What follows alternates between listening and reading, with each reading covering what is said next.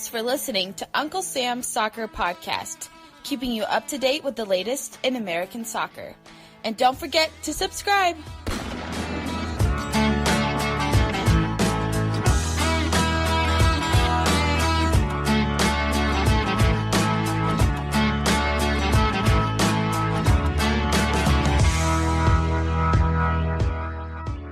Hello everyone, welcome to Uncle Sam's Soccer Podcast. My name's Steven Jodarant. Joining me today, as always, is Jake Wachova and Arman. On today's episode, it is an interview special. We speak with Gary Green, the owner and CEO of USL League One expansion side, Union Omaha. We talk about the transition from baseball to soccer, all about that fantastic crest, and the direction of the club. Now, listeners, if you haven't done so, check out our episode on the state of the U.S. men's national team that got published yesterday. Also, hit that subscribe button, leave us a 5-star review, and follow us at Sam Soccer Pod. And lastly, be on the lookout for our MLS Cup preview. Now, let's get to it.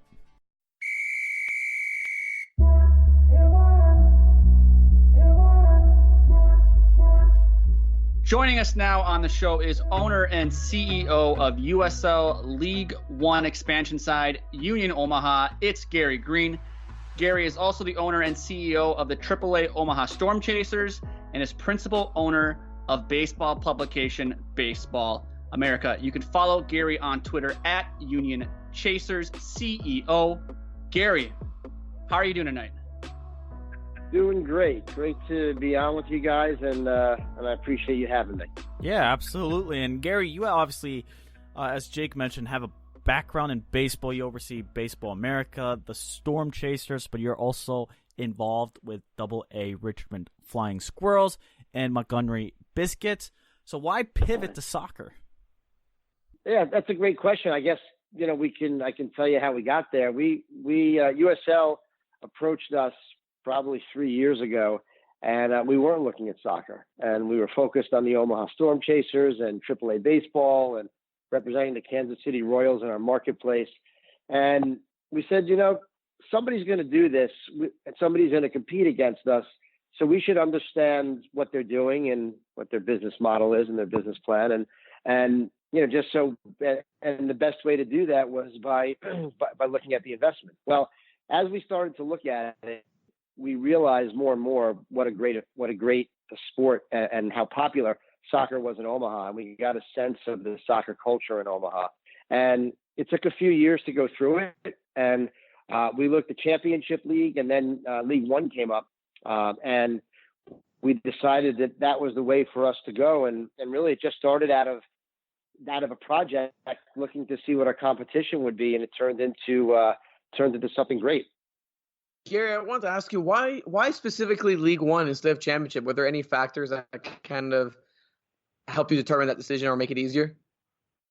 Well, yeah, absolutely. When we started looking at Championship, Warner Park is our home park, and that's the building we know and love, and Championship League could have been played there initially when we looked at it, but when we started to look at the different economics of League One versus Championship League and the payrolls and the overall, cost of running it. And we're having games in a baseball stadium that's being retrofitted for soccer, and there's limited seating there. You need to have a certain economic kind of package with a number of seats and attendance to really support those bigger costs. Mm-hmm. So we feel for where we are right now, League One is perfect for us.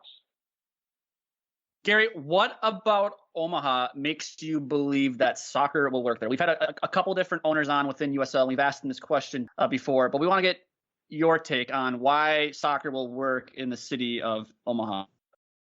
Okay. Well, one of the reasons I started looking at this was Peter Wilt wrote an article in Howler magazine a few years ago, how Omaha could be soccer's next Cincinnati, excuse me.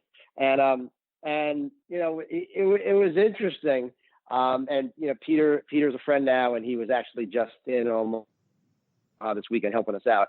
So many people play soccer in Omaha, and the more I'm around it, and the more I see it. And our coach Jay Mims, who started the UNO program and was at Creighton as well, has got me really excited about the Omaha soccer community as well. There's just so many kids playing, and there's so many kids who are going to Kansas City to play when they really should be playing in Omaha. And the Creighton games and the UNO games, and it's a city hungry for soccer. On top of that, it's a city with rich diversity with the Latino population. There's we have our share of millennials, and we have one of our local investors, Dan Houghton, owns a firm called Builder Trends, which employs 600 millennials, and it's the number one place to work in Omaha. And everybody feels really strongly that there needs to be this kind of community place for people to meet. And it just seems like soccer is the lightning rod for that. And the more and more we get into it, and the more and more people we speak to, it's like there's these different siloed communities within one big community. And soccer seems to be the sport that kind of brings everybody together. So besides it being played so much, it just feels like it's a sport that brings everybody together, socially and as a community. We spoke with Las Vegas Lights owner Brent Lashbrook earlier this year, and he talked about doing things that would be considered unorthodox within the landscape of U.S. soccer in terms of marketing. Now, we see that more in minor league baseball, and given your background, can we expect to see some of those things with Union Omaha? Yeah, that's a great question. Because one of the things that we feel very strongly about, and we feel very strongly about projecting, is, we don't want to be seen as minor league baseball guys who are just trying to fill a building with soccer. We want to be seen as authentic soccer owners. And so, we don't want to slip into the minor league baseball behavior and patterns, because the fans are very different. So I agree with Brett that, there should always be kind of outside the box thinking as far as marketing. But, he probably doesn't need to walk a fine line with that, whereas we do, because we're known as minor league baseball guys in the community, and we want to have an authentic experience for soccer fans, and not treat soccer like it's minor league baseball, which is, one of the reasons why I've traveled around the country over the past 4 or 5 months, just visiting different MLS stadiums and USL stadiums, and speaking with ownerships and management team, because there's a big difference between, and nuances between, the way these things are run, and you can't come off to the soccer community like a baseball guy trying to fill the stadium. It's the last thing we want to do. So while I agree with Brett, we're going to walk a fine line on that. So let me ask you about your baseball background. If I had said 20, 25 years ago that soccer would be this new and upcoming thing and have multiple leagues, what would you have said to me?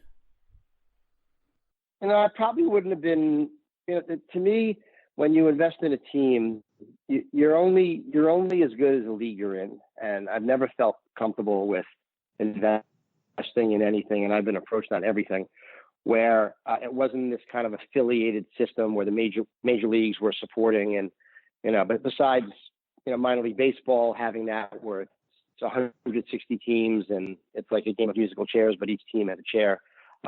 We had looked at the D League before it was the G League, and, to own a team there with an affiliation to an NBA team. And I was very comfortable with that. We got approached by the NASL about, I don't know, maybe 6, 7, 8 years ago, 5, I forget how many years ago. And we studied it a little bit, and we saw there were all these different competing leagues, with the USL being one of them. And if you have a great team and a great market, and the rest of the teams around you aren't run properly, then you're not going to have a viable entity, no matter how good a job you do. So when the USL came around and we saw we saw there were some affiliations, and we thought about that, and we spoke with a couple teams, and then when League One came along, and we saw how strong Championship League was, and we saw it was kind of a loose affiliation with MLS, not fully. We started to get comfortable because of the strength of the USL, and going down to their headquarters and seeing what they've done there. I feel, even though we're independent with no affiliation, I feel very comfortable with the strength of the league, that even if there are some teams that don't do well, or maybe, don't exist because they didn't do well financially, the strength of the league is you can't really deny the strength of the league, and they're very sophisticated with the way they do things, and it's a great league to be part of, whether it's Championship or League One. Touching base, back on with the team itself, how did you guys come up with the name Union Omaha? Because I think it has European, kind of style, with the Union part, but it's a little unique as well. Yeah, that was a tough one. It seems like a very exciting project to be able to name and brand your own team, and I'm somebody who likes to build by consensus, and it was just impossible. Well, you want a democracy and you want everybody's point of view, but you kind of don't, because you know what you want to begin with. So really, what we were going for, I wanted to have a name and a brand that connected on as many different levels as possible with Omaha. So, we used Matthew Wolf, who did the LAFC branding, and no denying that was a success. And I had never met Matthew. I just saw his stuff online, and I loved his style, and I loved everything he did. So that was the first step. And then we surveyed hundreds of soccer fans in Omaha, and we not just surveyed them about soccer, but we surveyed them about what does Omaha mean to you, and what stands out. And there were so many different answers that were out there, and some of the top ones were not transferable to soccer. So people from Omaha are very proud of the zoo there. It's the second largest zoo in the country, behind San Diego. And we looked at the dome of the zoo. There's a dome that's very it's the largest. I think it's the largest indoor collection of mammals in the country, or check the facts on that, something like that. So anyway, we looked at the dome, and the dome really didn't fit. And then we looked at the meadowlark, because that's the bird of Nebraska, and that kind of didn't look tough enough. So there were so many different things we looked at,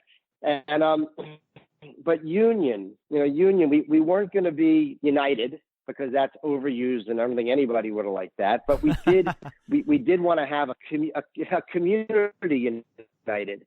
And then we played with that for a while, and we realized Union Pacific, which headquartered in Omaha and originated in Omaha, and wouldn't that be great if we could use the word union with a nod to probably the most important company in Omaha's history. And so we didn't want to be confused with the Philadelphia Union. So we flipped it and went Union Omaha. So that's how we came up with the name. There were some other ones, but that was really the one that was kind of stood out. Well, I was gonna say, I think you guys nailed the name, because I think Union Omaha sounds so much better than the Philadelphia Union. It has that European flair, but it's different enough. Like, you don't see it in U.S. soccer, if you will, that it's unique. Well, it's but not what even I wanted to ask you, I was going to say, Jake, it's not even that European in the sense that maybe like a couple of teams have it, right? So it's not like the Uniteds that everyone's familiar with. Well, that was cool. I went online and just to fool around with some soccer names with Union and see. And Union Berlin, I saw that they are like very forward, fan friendly with what they do. And I was so impressed in reading this great story about them, how they during the World Cup, they let their fans bring their couches to the field, and they watched on a large screen from the World Cup from the field. And I was like, I like the name even more after I read that. You got to bring in now Union Berlin and play them in a friendly in Omaha. definitely know, the next right? natural step to Absolutely. do. Absolutely. I thought of that. Awesome. Well, Gary, on top of nailing And the that- name, I think the three of us are all in agreement that you also nailed the crest or the logo, if you will. How did that come to be? Well, we looked at a bunch of different ones, and again, I wanted to have a brand that that we could point to as many things about Omaha as possible. So and anything about the sport. So besides having Union Omaha, we weren't going out saying, well, everybody has a bird, so let's do a bird. But and Matthew Wolf came up with it. The great horned owl is a vicious bird.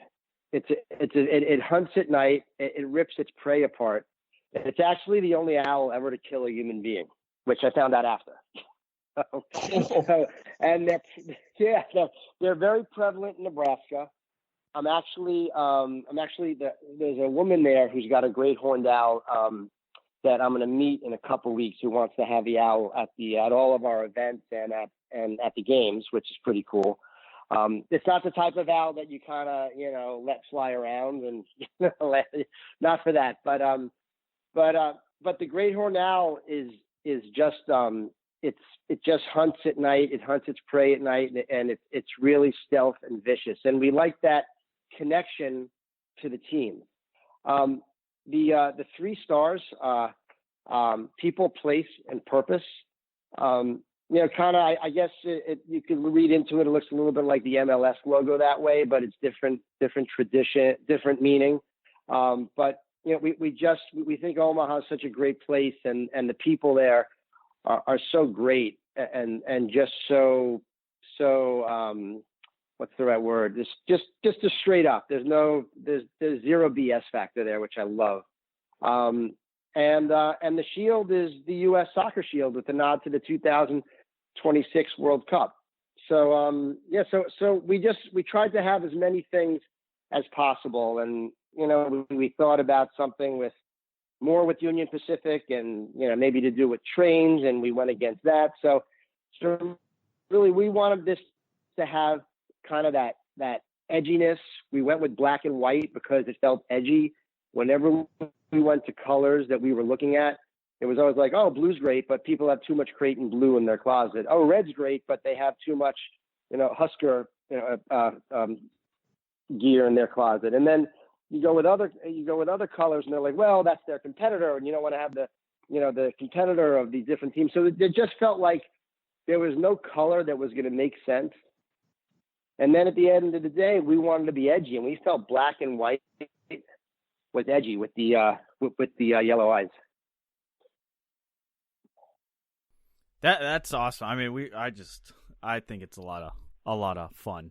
It definitely rocked our group chat the moment it popped up on our Twitter timeline. Like, ooh, this looks good. And it sounds like you have. No, thank you. Yeah, it sounds like you have a plan with the team. So, what are you guys doing currently on building towards the grand opening?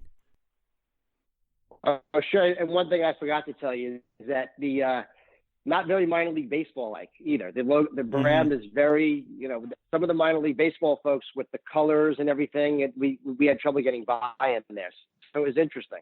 So anyway, what we are doing, we have 6 months till opening day, and we have 5 months till our first game, but 6 months till our opening game, and we're having player tryouts. Coach Mims has been scouting for a few months now, so he's coming up with a game plan on that. And really, what we're trying to do is we're trying to place people in seats. We've had 1,700 ticket deposits, so we're placing those folks, and that number continues to grow.